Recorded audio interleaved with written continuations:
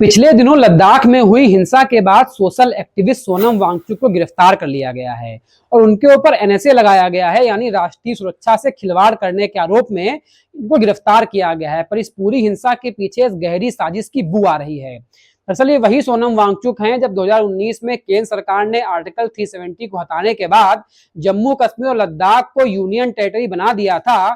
तो बड़ी खुशी के साथ इन्होंने ये कहा था कि ये तो हमारी 30 साल पुरानी मांग है, जिसको सरकार ने अब जाकर के माना है। हालांकि उस समय सरकार ने वादा किया था कि स्थितियां सामान्य होने के बाद वो इन दोनों राज्यों को वापस पूर्ण राज्य का दर्जा दे देगी, जो आज तक नहीं दिया गया है। इस बात पर सरकार को गंभीरता से विचार करना चाहिए। पर आखिर ऐसा क्या हुआ कि यही सोनम वांगचुक जो कभी तारीफ कर रहे थे, अब 6 वर्षों में उनके सुर एकदम से बदल गए हैं।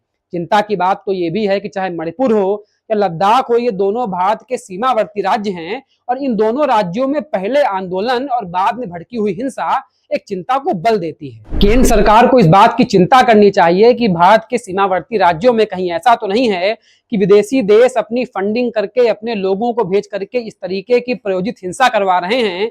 क्योंकि जब से नेपाल में जंजी का आंदोलन की क्रांति हुई है, उसके बाद से ही कुछ देश तोड़ने के मंसूबे रखने वाले लोग हमारे ही देश में ऐसी ही क्रांति के नाम पर युवाओं को लगातार भड़का रहे हैं। ये जांच का विषय है। हालांकि सोनम वांगचुक के ऊपर भी जांच होनी चाहिए, पर केंद्र सरकार को भी अपने वादे को नहीं भूलना चाहिए। उसको अतिशीघ्र लद्दाख को स्टेटहुड देना चाहिए और लद्दाख को जो 6वीं अनुसूची में शामिल करने की मांग है, इसके ऊपर भी गंभीरता से विचार करना चाहिए। पर इन सब बातों से पहले देश की आंतरिक सुरक्षा सर्वोपरि है, जो केंद्र सरकार का दायित्व भी है और उसका अधिकार भी।